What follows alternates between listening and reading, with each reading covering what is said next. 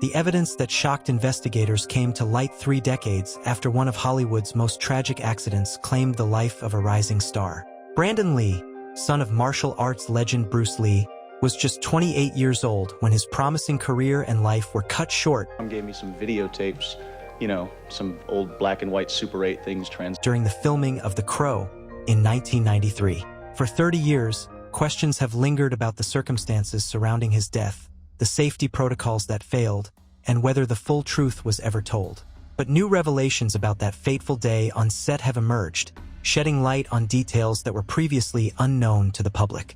What really happened during those final moments of filming? What safety failures led to this preventable tragedy? The answers that have finally surfaced could change everything we thought we knew about one of cinema's most heartbreaking losses. I always think to myself, no matter what happens to me in my career, it's probably never going to get as... Brandon Lee was born on February 1st, 1965, into a family already legendary in martial arts and action cinema.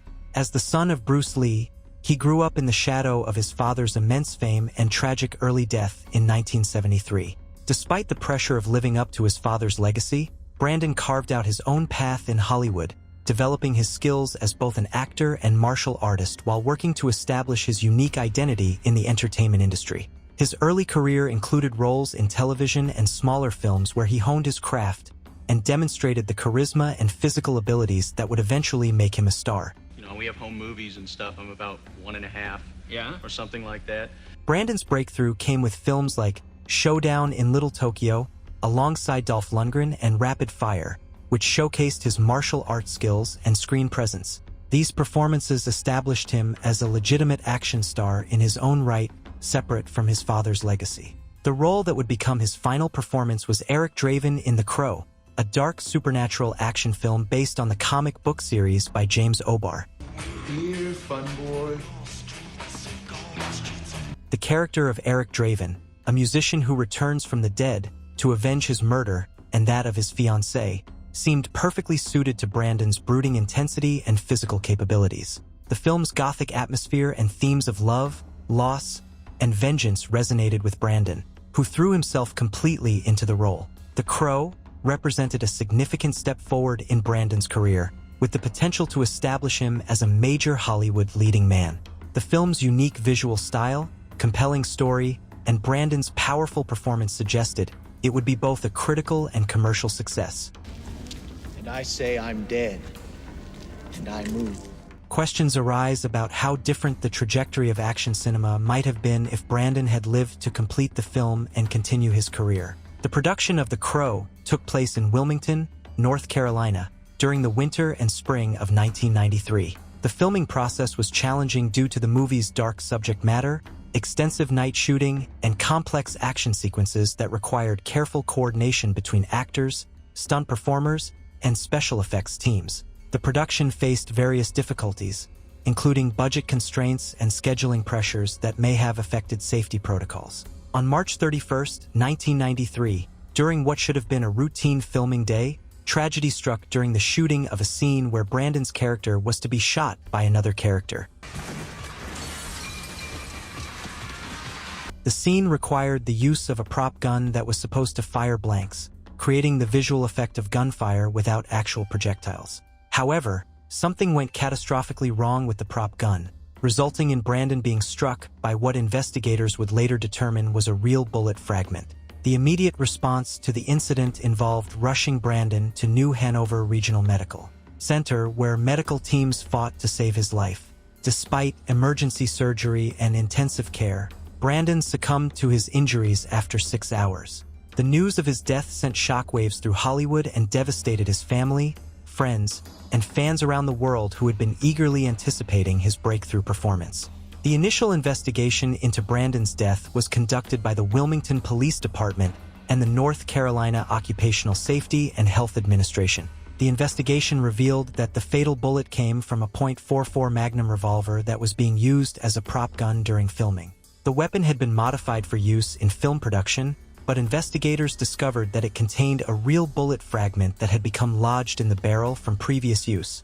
The sequence of events that led to the tragedy began earlier in the production when the same prop gun had been used in close-up shots that required realistic-looking bullets to be visible in the weapons chambers. To create this effect, the production team had removed the gunpowder from real bullets while leaving the projectiles and primer caps in place. Hand me a gun, I look at it, I open it, I show it to the person I'm pointing it to, we show it to the... When these modified rounds were fired, the primer caps provided enough force to push one of the bullet projectiles into the gun's barrel, where it became stuck. Later, when the gun was loaded with blank cartridges for the scene involving Brandon, the blank round contained enough explosive force to propel the stuck bullet fragment out of the barrel with lethal velocity. This combination of circumstances created a deadly projectile that struck Brandon in the abdomen, causing fatal injuries. The investigation determined that proper safety protocols and inspection procedures could have prevented this tragic sequence of events. The legal aftermath of Brandon's death included a settlement between his family and the production companies involved in The Crow. While the exact terms of the settlement were kept confidential, it reportedly included provisions for completing the film using existing footage and digital effects technology that was cutting edge for 1993. The family's decision to allow the film's completion honored Brandon's memory and ensured that his final performance would be seen by audiences. The film industry's response to Brandon's death included significant changes to safety protocols regarding the use of firearms on movie sets. These changes included stricter regulations about prop gun handling, mandatory safety training for cast and crew members, and increased oversight of special effects involving weapons. However, questions remain about whether these safety improvements have been consistently implemented across all productions. The completed version of The Crow was released in May 1994.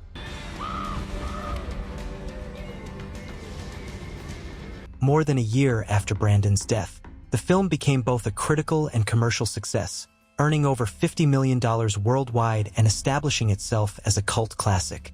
Brandon's performance was widely praised, with many critics noting that he had delivered a star-making performance that demonstrated his potential for a long and successful career. The cultural impact of The Crow extended far beyond its box office success, influencing fashion, music, and popular culture throughout the 1990s and beyond. The film's gothic aesthetic and themes of love transcending death resonated with audiences and created a lasting legacy that continues to influence entertainment and popular culture. Brandon's portrayal of Eric Draven became iconic, cementing his place in cinema history despite his tragically short career.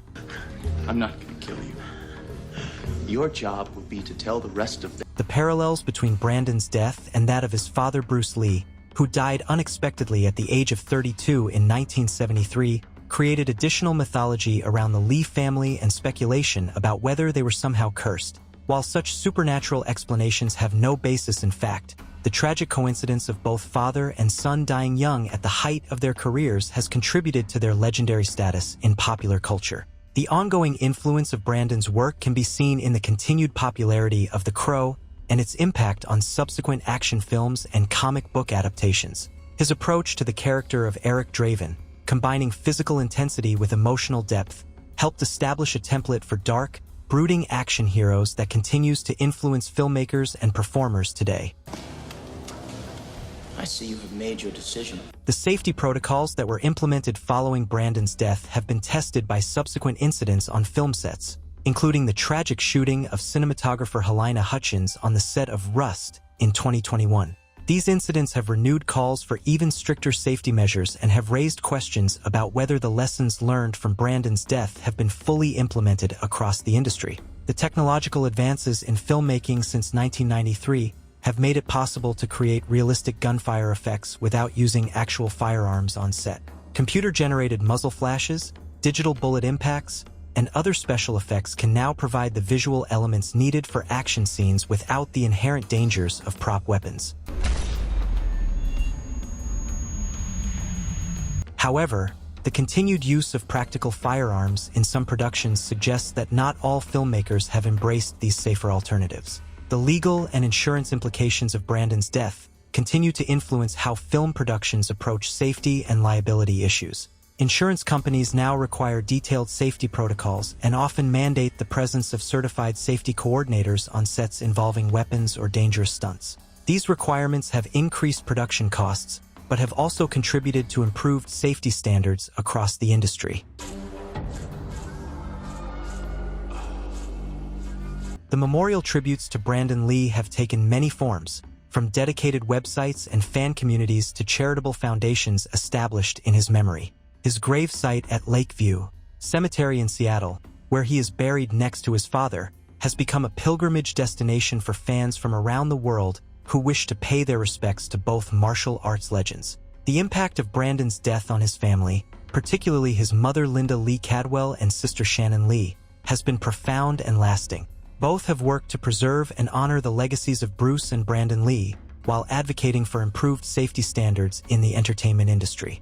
Their efforts have helped ensure that the lessons learned from these tragedies continue to influence industry practices. And Ron, wife, Jamie, she's here.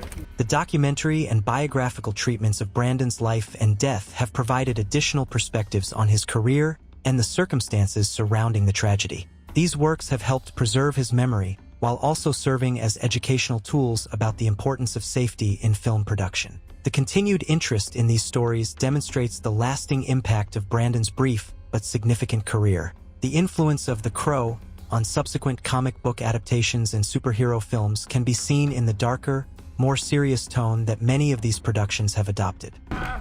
It's gone. Brandon's performance showed that comic book characters could be portrayed with genuine emotional depth and complexity, paving the way for more sophisticated treatments of the genre. The music associated with The Crow, including contributions from alternative rock bands popular in the 1990s, became a significant part of the film's cultural impact. The soundtrack's success helped establish the importance of music in creating the atmosphere and emotional resonance of action films, influencing how subsequent productions approach the integration of music and visual storytelling. The special effects techniques used to complete The Crow after Brandon's death, including digital face replacement and body doubles, were groundbreaking for their time and helped advance the technology that would later become standard in the film industry. These innovations demonstrated how technology could be used to honor an actor's final performance while completing an artistic vision. Looking back 3 decades after Brandon's death, Okay, that's not good. his influence on action cinema and popular culture remains significant. His approach to combining martial arts skill with dramatic acting ability helped establish new standards for action heroes and continues to influence performers and filmmakers today. The tragedy of his early death serves as a constant reminder of the importance of safety in all aspects of film production. The ongoing legal and safety discussions sparked by Brandon's death have contributed to broader conversations about workplace safety in the entertainment industry. These discussions have expanded beyond just firearm safety to include stunt work, special effects, and other potentially dangerous aspects of film production, leading to more comprehensive safety protocols across the industry. The fan communities that have grown up around Brandon's memory and The Crow demonstrate the lasting power of his brief but impactful career. These communities have helped preserve his legacy while also serving as advocates for continued improvements in film industry safety standards, ensuring that his death was not in vain. As the film industry continues to evolve and new technologies emerge, the lessons learned from Brandon Lee's tragic death remain relevant and important. The ongoing commitment to safety improvements and the continued honor paid to his memory ensure that his legacy extends far beyond his performances to include meaningful contributions to the welfare and safety of all those who work in entertainment. If you're as moved by Brandon Lee's lasting impact as we are, go ahead and like this video. Drop your thoughts in the comments. What aspects of his legacy do you think are most important to remember? How do you think the film industry can continue to honor his memory through improved safety practices? We want to hear your perspective on how his brief but powerful career continues to influence entertainment today. Then, hit subscribe and click the bell so you don't miss our coverage of the stories and legacies that continue to shape Hollywood. Thanks for watching.